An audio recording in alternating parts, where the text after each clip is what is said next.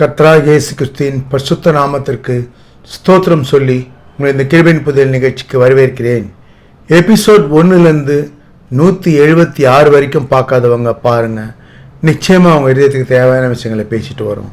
நம்ம தொடர்ந்து யாத்ராகமத்தில் மோசேயோட வாழ்க்கை வரலாறை பற்றி பார்த்துட்டு வரோம். முக்கியமான விஷயம், வேதத்தில் பார்த்தீங்கன்னா அத்தனை அதிகாரம் ஆண்டவர் எப்படி மோசையை வழி நடத்தினார். மோசையை மட்டும் இல்லை, அவர் மூலமாக இஸ்ரேல் ஜனங்களை எப்படி மீட்டு கொண்டு வராரு, எதெல்லாம் நடக்குது, நடக்காதெல்லாம் நடக்குது பாருங்க.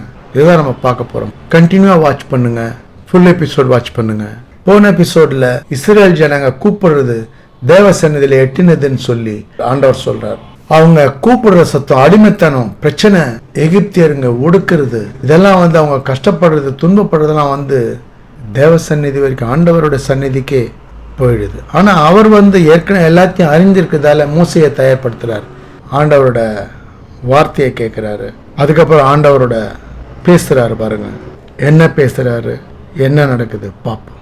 நீ இஸ்ரவேல் புத்திராகிய என் ஜனத்தை எகிப்திலிருந்து அழைத்து வரும்படி உன்னை பார்வனத்துக்கு அனுப்பேன் வா என்றார். இதுதான் நம்ம பார்த்தோம். அதுக்கப்புறம் பாருங்க, அவர் சொல்றார், நான் ஏமாத்துறேன், நான் இதுக்கு தகுதி இல்லாத ஆள் அப்படின்னு சொல்றார். ஆனால் ஆண்டவர் சொல்றார், இல்லை, எகிப்திலிருந்து நீ வந்த பிறகு இந்த மலையின் மேலே எனக்கு ஆராதனை பண்ணுவீங்க, அதுதான் அடையாளம்னு சொல்றாரு. அதுக்கப்புறம் ஆண்டவர் மோசேயை நோக்கி, நீ போய் இஸ்ரவேல் புத்திரர்கிட்ட உங்கள் பிதாக்களுடைய, அதாவது உங்க ஆண்டவர் மட்டும் இல்லை, உங்களுடைய மூதாதையர் பிதாக்களுடைய, உங்க அப்பா அம்மாவுடைய, உங்க சந்ததியோட தேவன் உங்களிடத்தில் என்னை அனுப்பினார்னு சொல்லுன்னு சொல்றாரு. அவர் உடனே கேட்கிறாரு, பேர் என்னன்னு கேட்பான், நாமம் என்ன, யார் அனுப்புனார், நான் எப்படி சொல்றது அப்படின்னு கேட்கும்போது அப்பதான் ஆண்டவர் சொல்றாரு. யாத்ராகமம் 3ஆம் அதிகாரம் 14ஆம் வசனம், அதற்கு தேவன் இருக்கிறவராக இருக்கிறேன் என்று மோசேயுடனே சொல்லி, இருக்கிறேன் என்பவர் என்னை உங்களிடத்துக்கு அனுப்பினார் என்று இஸ்ரவேல் ஜனங்கிட்ட சொல்லு அப்படின்னு சொல்றார். 15ஆம் வசனம், ஆண்டவர் மேலும் தேவன் மோசேயை நோக்கி, ஆபிரகாமின் தேவனும் ஈசாக்கின் தேவனும் யாக்கோபின் தேவனுமாயிருக்கிற உங்கள் பிதாக்களுடைய தேவனாகிய கர்த்தர் என்னை உங்களிடத்திற்கு அனுப்பினார் என்று நீ இஸ்ரவேல் புத்தருக்கு சொல்வாயாக. பிதாக்களுடைய தேவனாகிய கர்த்தர் என்னை உங்களிடத்துக்கு அனுப்பினார் என்று இஸ்ரவேல் புத்தருக்கு சொல்வாயாக. என்னென்றைக்கும் இதுவே என் நாமம், தலைமுறை தோறும் இதுவே என் பேர் பிரஸ்தாபம். கர்த்தர், அதான் கர்த்தர்ன்றது மீட்பர், ரட்சகர், உண்டாக்கினவர், இருக்கிறவராகவே இருக்கிறவர், வல்லமை உள்ளவர், ஆண்டவர், எல்லாமே அவர் தான். அதான் கர்த்தர், வல்லமையுள்ள தேவன், அதான் அவர் நாமம். அப்புறம் பாருங்க 16ஆம் வசனத்தில் சொல்றார், நீ போய் இஸ்ரவேலுடைய ஜனங்களெல்லாம், அதாவது பெரியவங்களெல்லாம் மூப்பரை கூட்டி, தேவனாய கர்த்தர் எனக்கு தரிசனமானாரு, நிச்சயமா உங்களை சந்தித்து உங்களுக்கு செய்யப்பட்டதை கண்டேன், உங்க பிரச்சனையெல்லாம் நான் பார்த்தேன், அதனால கர்த்தர் எனக்கு தரிசனமாகி உங்களை நிச்சயமா சந்தித்து போய் பார்க்க சொன்னாரு. எகிப்தில் உங்களுக்கு செய்யப்பட்டதை கண்டேன் என்றும், எகிப்தில உங்களுக்கு நடக்கிற கொடுமையை பார்த்தேன்னு சொன்னாரு. உங்களை எகிப்திலிருந்து, இந்த சிறுமையிலிருந்து உங்களை நீக்கி உங்க பிரச்சனையிலிருந்து விடுவித்து பாலும் தேனும் ஓடுகிற தேசமாகிய கானானியர், ஏத்தியர், எமோரியர், பெரிசியர், ஏவியர், எபூசியர் தேசத்துக்கு கொண்டு போவேன் என்றும் சொன்னேன் என்று சொல்லுன்னு சொல்றார். அவர்கள் அப்ப சொல்றார் 18, அவர்கள் வாக்குக்கு செவி கொடுப்பார்கள். அப்பொழுது நீயும் இஸ்ரவேல் மூப்பரும் எகிப்து ராஜாவினிடத்தில் போய் ஆண்டவர் எங்களை சந்தித்தார், நாங்க 3 நாள் பிரயாணம் போய் ஆண்டவருக்கு பலியிடணும், வனாந்தரத்தில் பிரயாணம் போய் தேவனாகிய கர்த்தருக்கு பலியிடும்படி எங்களை அனுப்பணும்னு சொல்லு அப்படின்னு சொல்றார் ஆண்டவர். அதுக்கப்புறம் 19, ஆனாலும் எகிப்தின் ராஜா விடமாட்டான், கை வல்லாமை கண்டால் ஒழிய உங்களை போக விட மாட்டான்றதை நான் தெரிஞ்சிருக்கேன். 20ஆம் வசனம், ஆகையால் நான் என் கையை நீட்டி எகிப்தின் நடுவிலே நான் செய்யும் சகலவித அற்புதங்களாலும் அதை வாதிப்பேன், எகிப்தை வாதிப்பேன், அதற்கு பின் அவன் உங்களை போக விடுவான். எகிப்தில் இருக்க ஜனங்களை, எகிப்தியரை தான் சொல்றார், அதை வாதிப்பேன், எகிப்தியரை நான் செய்யற அற்புதத்தில் அவங்கள வாதிப்பேன், அந்த கஷ்டத்தை நிமித்தம் உங்களை போக விடுவான் அப்படின்னு சொல்றாரு. அப்பொழுது 21, இந்த ஜனங்களுக்கு எகிப்தியர்கள் தயவிறக்க பண்ணுவேன், நீங்கள் போகும்போது வெறுமையாய் போவதில்லை. அதான் சொல்றாரு, எகிப்தியர் ஒவ்வொரு ஸ்திரீயும் அவங்க வீட்டில் இருக்கவங்க கிட்ட, பக்கத்து வீட்டில் இருக்கவங்க கிட்ட வெள்ளியும் பொண்ணும் வஸ்திரங்களையும் கேட்டு வாங்குவாங்க. அப்படி எகிப்தியரை கொள்ளையிடுவாங்க. எகிப்தியர்கிட்ட இருக்க எல்லா செல்வமும் இவங்களுக்கு அவங்களே கொடுக்குற மாதிரி செய்வேன்னு சொல்றாரு.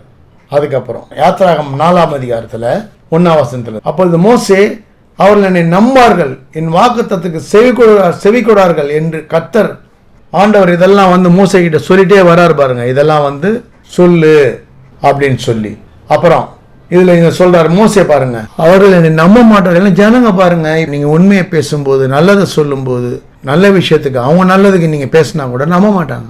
ஏன்னா உலகம் அப்படி மயக்கிற மாதிரி நீங்க பேசணும். அவங்க வந்து மயக்கி அழிவில் தள்ளுறவங்கள, அதாவது சாத்தான் பாருங்க எப்படியெல்லாம் மயக்கி அழிவில் தள்ளுறான். எத்தனை சம்பவங்கள் நம்ம ஏவாள் கதையிலேருந்து நம்ம பார்க்கலாம். ஏவாளை எப்படி சாத்தான் வஞ்சிக்கிறான், அதே மாதிரி வந்து சாத்தான் வந்து எப்படி ஆண்டவரே வஞ்சிக்க பார்க்குறான். இந்த கல் அப்பமாகும்படி செய்யுங்க அப்படின்னு சொல்கிறான். உபவாசம் இருந்து பசியில் வரும்போது அப்படி சோதிக்கிறான் அவன் நயவஞ்சகம். அந்த மாதிரி வந்து நயவஞ்சகமாக வாழ்க்கையை மாற்றுவேன்னு சொல்லி குழியில் தள்ளிடுவான், அழிவின் பாதையில் கொண்டு போயிடுவான்.